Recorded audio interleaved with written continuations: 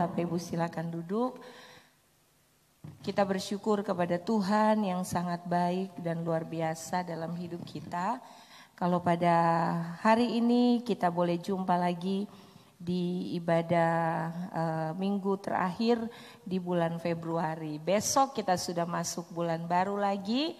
Waktu berjalan begitu cepat, kita melihat kebaikan demi kebaikan Tuhan selalu kita alami di dalam hidup ini. Itulah sebabnya tidak ada alasan kita untuk tidak datang menyembah Tuhan, untuk kita tidak bersyukur kepada Tuhan. Bapak Ibu Saudara, ibadah sepanjang hari ini tadi pagi di ibadah raya 1, saya berbicara tentang bagaimana kita sebagai anak-anak Tuhan wajib untuk berterima kasih kepada Tuhan. Ucapan terima kasih bukan hanya lewat lidah bibir mulut kita yang berkata terima kasih Tuhan, tetapi perbuatan kita tidak menunjukkan kita berterima kasih. Saat kita menaikkan terima kasih kita kepada Tuhan, ada respon, ada sesuatu apresiasi yang kita harus beri lewat perbuatan kita yang kita tunjukkan kepada Tuhan. Dan di ibadah kedua Bapak Gembala berbicara tentang alasan mengapa kita harus berterima kasih. Ada alasan yang kita harus tahu, mengapa kita harus tahu diri dan harus berterima kasih kepada Tuhan. Karena kenapa? Kita telah ditebus, kita telah dibeli. Apa yang kita miliki sampai hari ini itu adalah pemberian Allah. Itu adalah kasih karunia Allah di dalam hidup kita. Dan yang sampai hari ini dia tetap menyertai kita. Dan yang akan datang sorga tersedia bagi kita. Itu yang menjadi alasan Bapak Ibu. Jadi surga itu nyata bagi orang yang percaya. Bukan mudah-mudahan. Bukan satu hal yang masih nanti lihat. Sesuai dengan perbuatan kita, tidak. Bagi kita yang percaya kepada Yesus, Yesus menjanjikan saat kita percaya, mengaku menerima Yesus sebagai Tuhan Juru Selamat, kita disediakan kehidupan yang kekal. Untuk itu mari kita terus berjalan dalam apa yang Tuhan inginkan. Mari sore hari ini di ibadah yang ketiga, saya ingin berbicara tentang bagaimana hidup kita yang Tuhan anugerahkan ini menjadi kesaksian, hidup sebagai suratan yang terbuka bagi banyak orang. Mari kita buka dalam satu ayat di dalam suratan Paulus kepada jemaat di Korintus, 2 Korintus pasal yang ketiga, kita akan baca ayat yang kedua dan ketiga. 2 Korintus 3, kita lihat ayat 2 dan ayat 3. Nah, mari saya ajak kita baca bersama-sama pembacaan firman Tuhan ini. Kita memberi respon baik untuk kebenaran firman Tuhan. Dalam hitungan yang ketiga, 2, 3. Kamu adalah surat pujian kami yang tertulis dalam hati kami. Dan yang dikenal dan yang dapat dibaca oleh semua orang. Karena telah ternyata bahwa kamu adalah surat Kristus yang ditulis oleh pelayanan kami, ditulis bukan dengan tinta, tetapi dengan roh dari Allah yang hidup, bukan pada loh-loh batu, melainkan pada loh-loh daging, yaitu di dalam hati manusia. Amin firman Tuhan. Paulus datang kepada jemaat Tuhan yang ada di kota Korintus, jemaat yang begitu banyak hal yang terjadi di sana ya, di kota Korintus. Kita tahu di kota ini merupakan kota pusat perdagangan ya, di mana ada pelabuhan-pelabuhan besar di sana.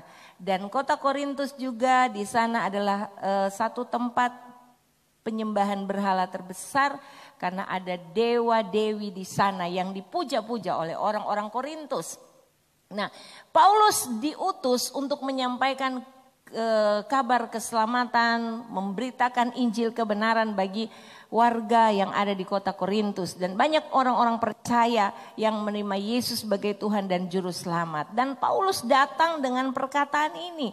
Ketika begitu banyak orang yang mendengar firman, percaya kepada firman, Paulus ingatkan bahwa Paulus dan teman-teman rasul-rasul yang lain itu hanya alat.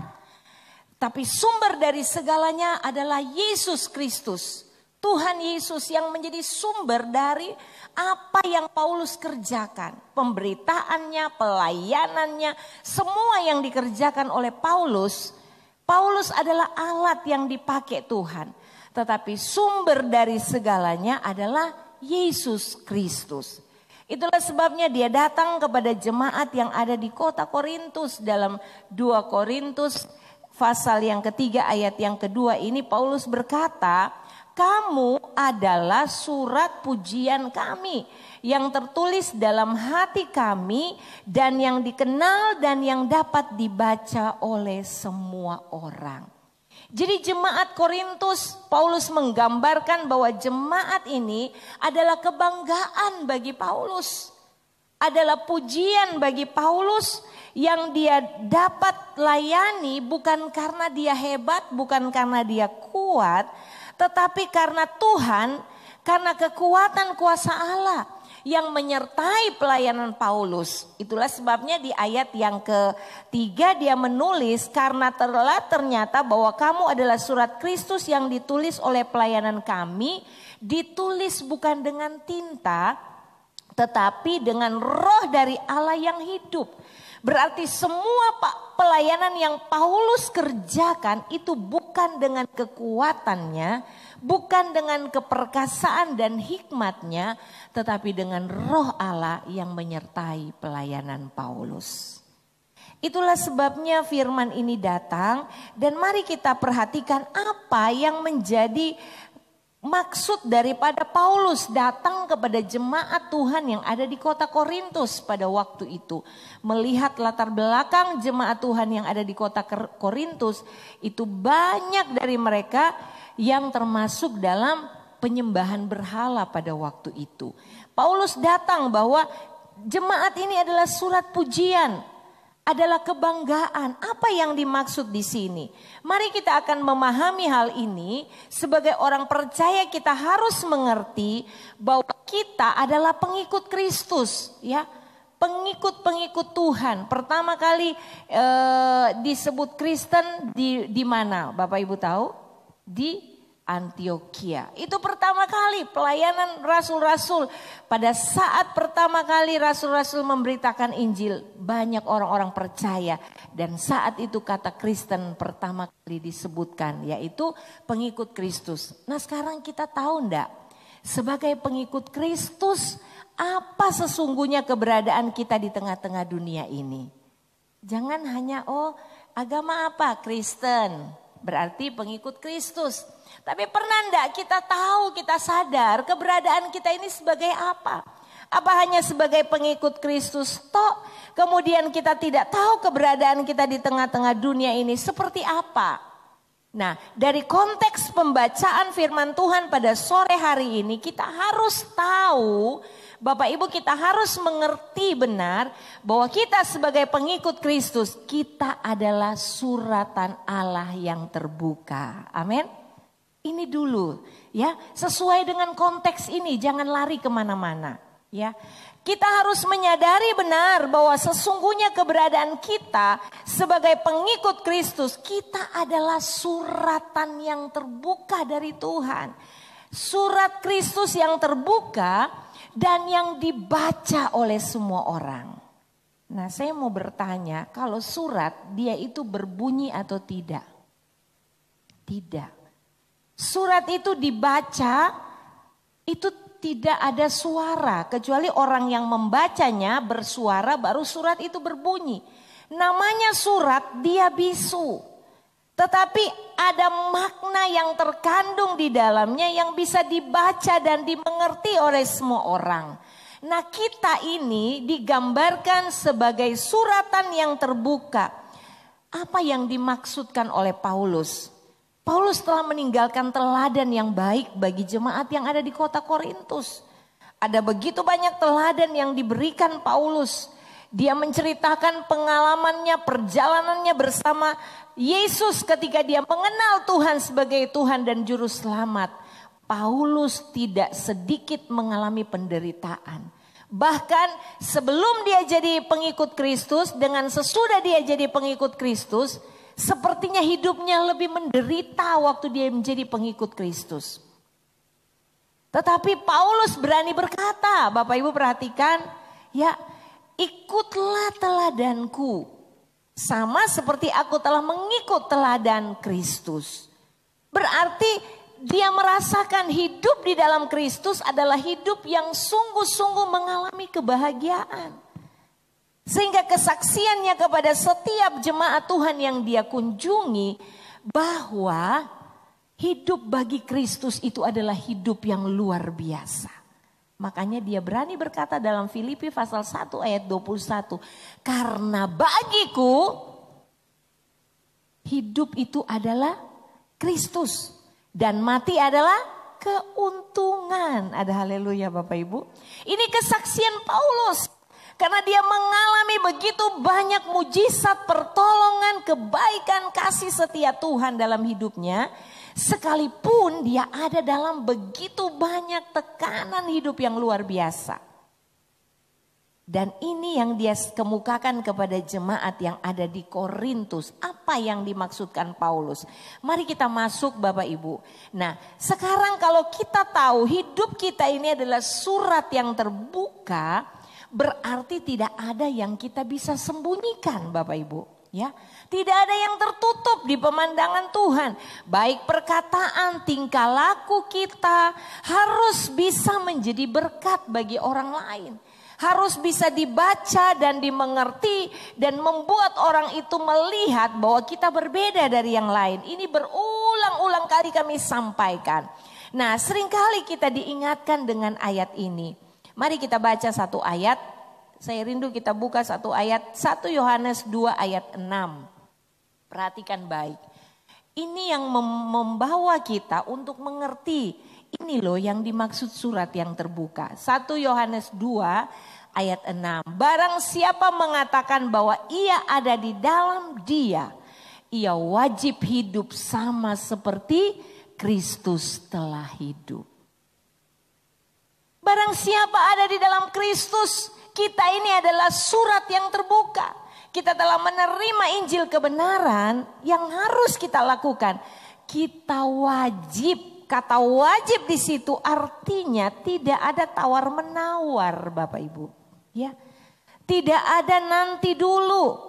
Tidak ada yang membuat standar hidup kita itu harus turun dari standar firman. Tidak, harus sama seperti firman.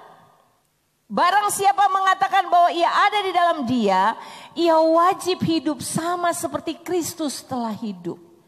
Apa yang Yesus telah perbuat, apa yang Yesus telah lakukan, kita wajib menjadi sama seperti Kristus. Nah, kalau kehidupan kita sama sekali tidak mencerminkan kehidupan yang sama seperti Kristus, maka kita disebut sebagai pengikut Kristus yang gagal total. Harus kita pahami ini Bapak Ibu. Tidak lama lagi bahkan saya katakan tadi di ibadah pertama, kita sekarang hidup itu bukan lagi di zaman yang main-main. Kejahatan, problema, persoalan, bahkan tanda-tanda kedatangan Tuhan itu sudah di depan mata. Tidak jauh dari kita lihat dan kita saksikan. Nah, jangan jadi anak Tuhan yang gagal. Karena dia telah tebus, bayar kita dengan darah yang mahal. Kita wajib hidup sama seperti Kristus hidup Bapak Ibu. Kita harus perhatikan ini. Kalau kehidupan kita diukur dengan rutinitas ibadah. Ya, kebaikan yang kita lakukan di saat kita berada di rumah Tuhan, itu harus juga kita bawa ketika kita keluar dari rumah Tuhan. Nah, perhatikan di sini. Kenapa kita harus sama seperti Kristus? Sebab sasaran utama hidup kekristenan, perhatikan baik, bukan untuk diberkati, bukan untuk memperoleh keberhasilan di dunia ini. Tapi sasaran kekristenan adalah menjadi segambar dan serupa dengan Kristus. Haleluya Bapak Ibu. Menjadi sama seperti Kristus. Dan kita semua mencerminkan kemuliaan Kristus yang ada di dunia ini. Coba kita baca di ayat 13 dari Korintus 3. Ayat 18 bukan 13. 2 Korintus 3 ayat 18. Mari kita perhatikan ini. Dan kita semua, kita ini siapa? Saya dan saudara. Yang telah ditebus oleh darah Yesus. Kita semua mencerminkan kemuliaan Tuhan dengan muka yang tidak terselubung. Coba saudara pahami kata-kata ini. Kita semua mencerminkan kemuliaan Tuhan. Saat kita telah ditebus, saat kita diberi hak ahli waris kerajaan Allah. Bapak Ibu jalan kemana kemuliaan Tuhan mengikuti saudara. Bapak Ibu lakukan apa saja kemuliaan Tuhan mengikuti kita. Dengan muka yang tidak terselubung. Dan perhatikan ini. Dan karena kemuliaan itu datangnya dari Tuhan yang adalah roh. Maka kita diubah menjadi serupa dengan gambarnya dalam kemuliaan yang semakin besar. Kemuliaan Tuhan itu bersinar atas kita saat kita percaya kepada Yesus. Itulah sebabnya kita harus tahu bahwa posisi kita sebagai orang percaya, kita ini surat yang terbuka dimanapun kita berada ada kemuliaan Tuhan. Sehingga kita akan mampu untuk melakukan apa yang Tuhan inginkan dalam hidup kita. Saudara, kalau kita berpikir hidup kita ini karena kita, maka kita akan menjadi orang-orang yang sombong. Tapi kalau kita selalu menyadari akan keberadaan kita, khotbah di ibadah raya kedua tadi, bahwa semua yang kita miliki ini hanya karena kasih karunia Tuhan. Saudara bisa punya keluarga yang bahagia, itu kasih karunia. Saudara sampai hari ini bisa menikmati hari-hari baik. Sekalipun hidupmu masih ada dalam pergumulan, saya mau katakan. Sekalipun Tuhan belum jawab doamu, tapi kalau hari ini engkau ada dan baik-baik saja, itu karena kasih karunia Tuhan.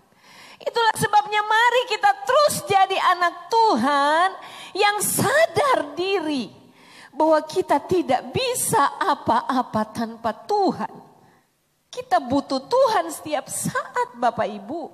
Tidak ada yang hebat, tidak ada yang kuat. Semua hanya karena kemuliaan Tuhan. Sehingga kemanapun kita pergi dan berada kita melangkah, ingat.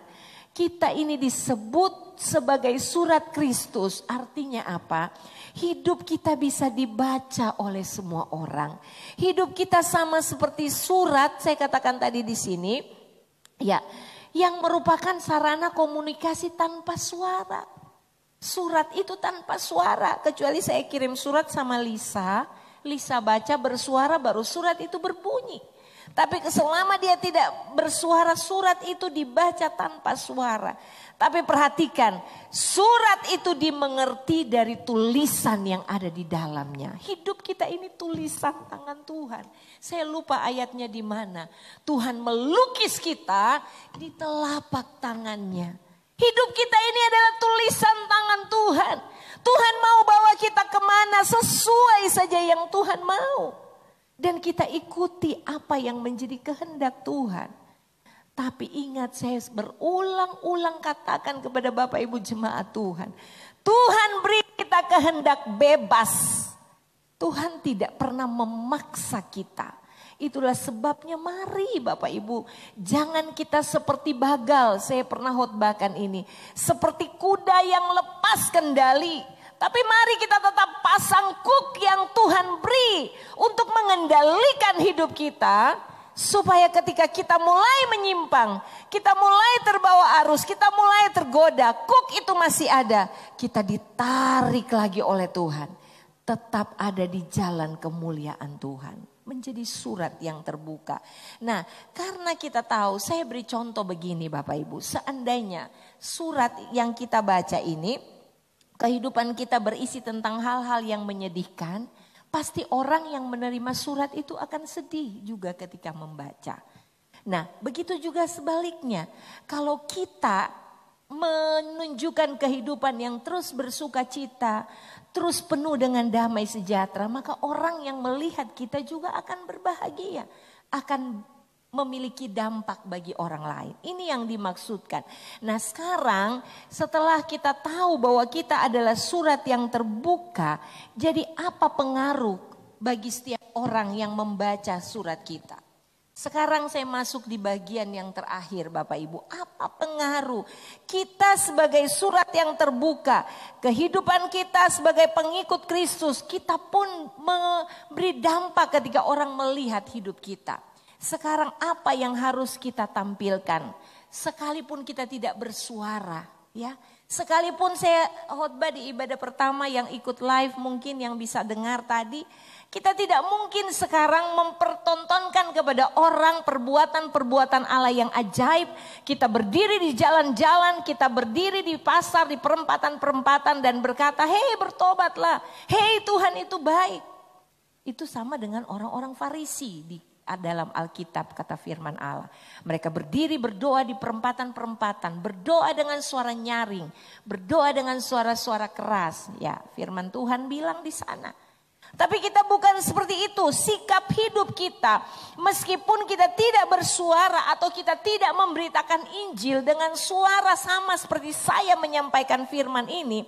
Tetapi melalui perbuatan kita, melalui karakter hidup yang kita tampilkan. Nah ini dia yang saya mau katakan kepada Bapak Ibu Saudara. Apa itu karakter? Karakter adalah sesuatu, adalah sikap hidup yang lahir dari dalam hati yang benar-benar diubahkan oleh Tuhan. Tetapi ada juga karakter yang lahir dari hati yang dikuasai dengan kuasa si jahat. Jadi karakter itu bisa muncul tergantung siapa yang ada dalam kita. Bapak Ibu ngerti ya? Ketika karakter hidup kita sebagai anak Tuhan kita tampilkan. Karakter hidup itu yang paling penting Bapak Ibu Saudara. Saya melihat banyak hal dari suami saya. Ya, ada banyak teladan yang dia beri kepada saya sebagai seorang istri. Bagaimana saya meneladani kesabaran suami saya. Saya melihat banyak kali saya itu orang yang suka memperhatikan.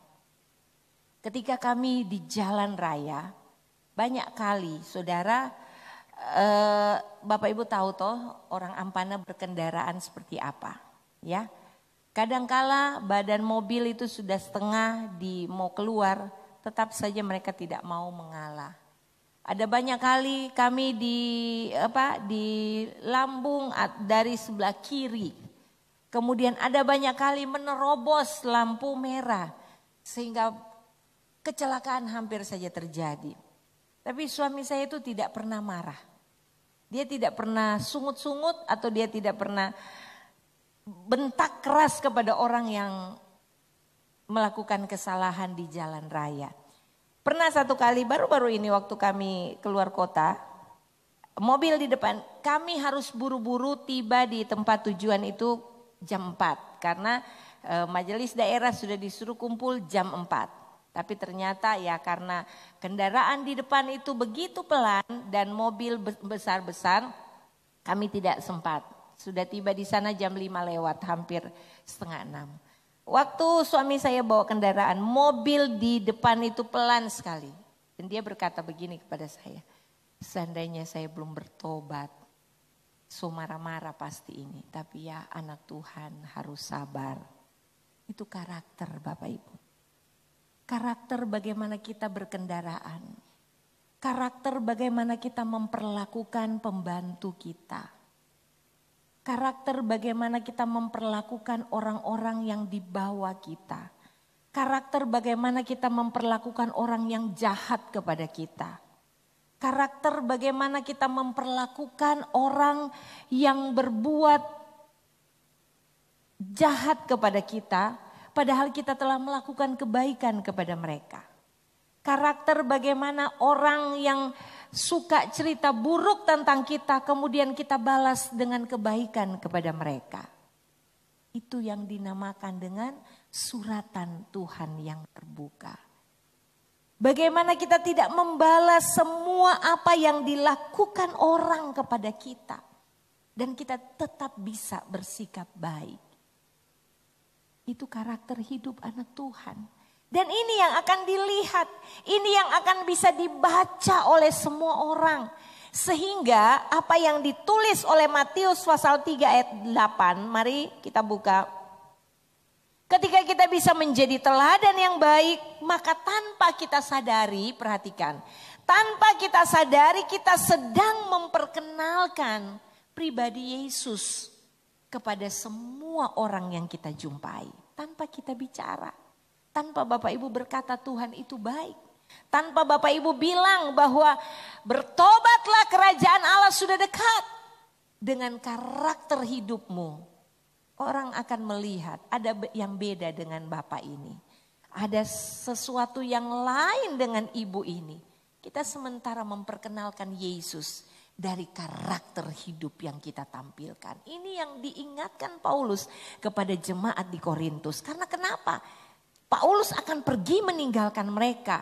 Itulah sebabnya dia datang. Kamu loh adalah surat pujian.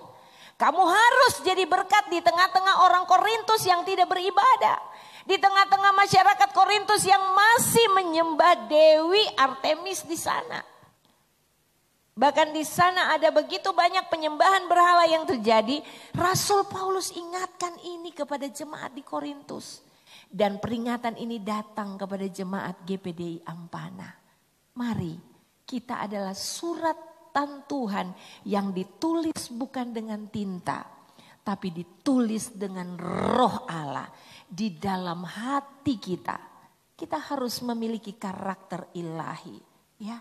Jangan saudara, kita yang anak Tuhan, kita yang sudah kenal firman, tapi bagaimana kita perlakukan pembantu kita di rumah. Ya, bagaimana kita perlakukan anak-anak atau asisten, jangan bilang pembantu, asisten rumah tangga kita. Kita menjadi majikan yang baik atau tidak?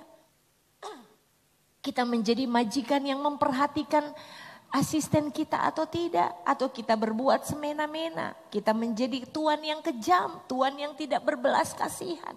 Bagaimana semua itu? Bagaimana cara kita berkendaraan di jalan? Apakah kita masih suka marah-marah kalau ada orang yang berbuat salah? Atau bagaimana cara kita untuk antri? Nah, ini dia. Kadangkala itu kesabaran kita diuji, ya. Saya selalu ada kesaksian waktu kami ke Israel. Orang-orang barat itu luar biasa konsistennya. Orang-orang barat. Mereka kalau antri, kalau kita orang Indonesia, coba Bapak Ibu turun dari pesawat, terus masuk di toilet. Itu antrinya di depan pintu. Di depan pintu toilet.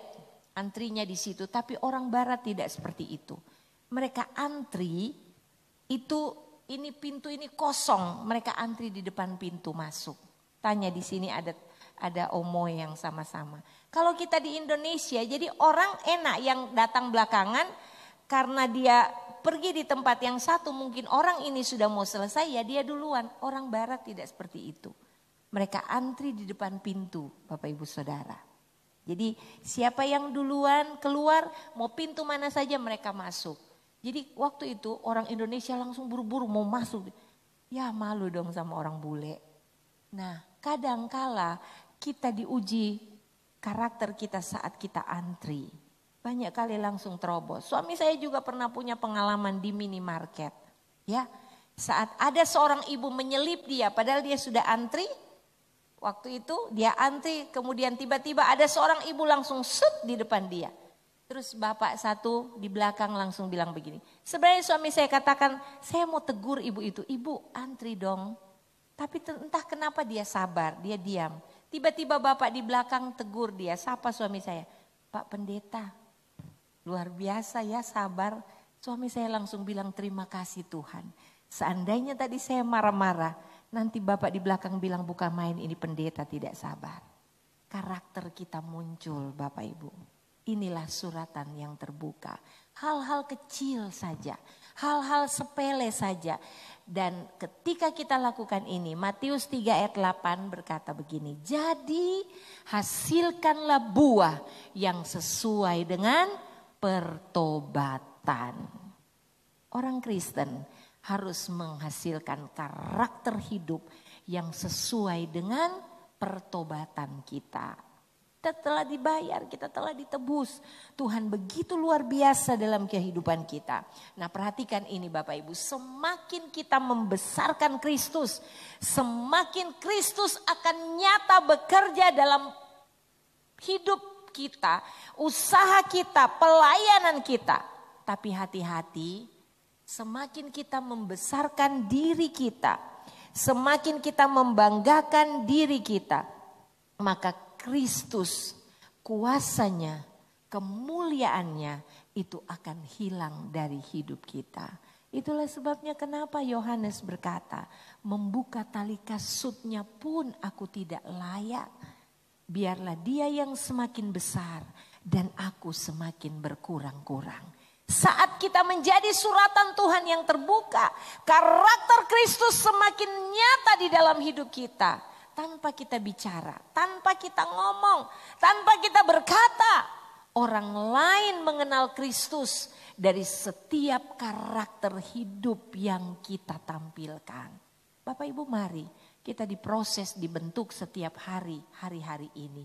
Ada gesekan-gesekan yang akan terjadi. Ingat, besi menajamkan besi, manusia menajamkan sesamanya.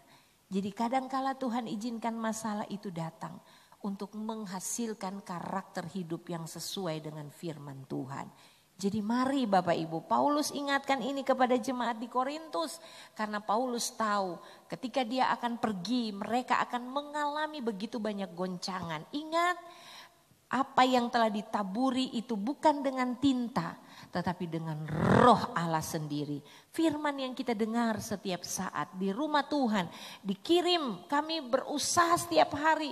Apa yang Tuhan bicara sampaikan lewat firman Tuhan setiap hari. Bapak Ibu, bergaul karib dengan firman. Semakin kita bergaul karib, gaya hidup kita akan semakin sama dengan firman.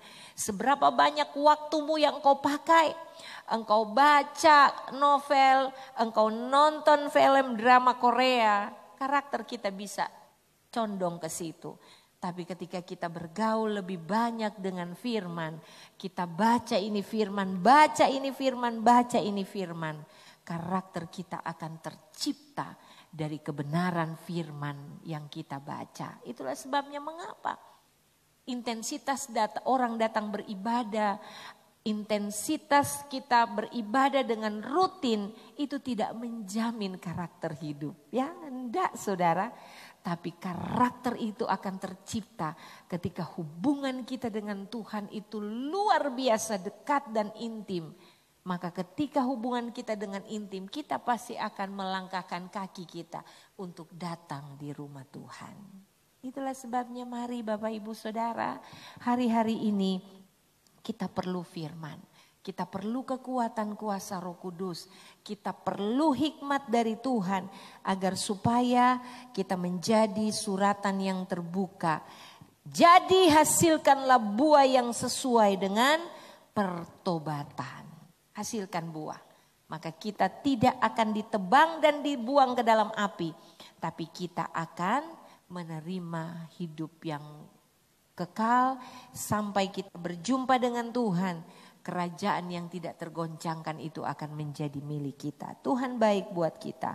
Mari kita tunduk kepala bersyukur buat kebaikan Tuhan. Terima kasih Tuhan. Saat ini kami sudah dengar firman. Kami mohon Tuhan Roh Kudus menguatkan, meneguhkan terus perkataan-perkataan-Mu dalam hati kami. Bahwa sesungguhnya kami ini adalah suratan Tuhan yang terbuka. Yang dapat dibaca oleh semua orang. Surat yang tidak bersuara namun memiliki makna. Memiliki arti yang dapat berdampak buat banyak orang. Kami dapat menampilkan karakter Kristus. Karakter ilahi dalam hidup kami. Sehingga dengan sendirinya tanpa kami bicara. Kami sementara memperkenalkan siapa yang ada di dalam kami. Siapa yang ada menguasai hidup kami. Kami sementara berbicara dengan sikap hidup kami kepada semua orang yang kami jumpai. Siapa yang kami punya? Itulah Yesus Kristus yang telah mati dan bangkit bagi kami. Mari kita datang kepada Tuhan.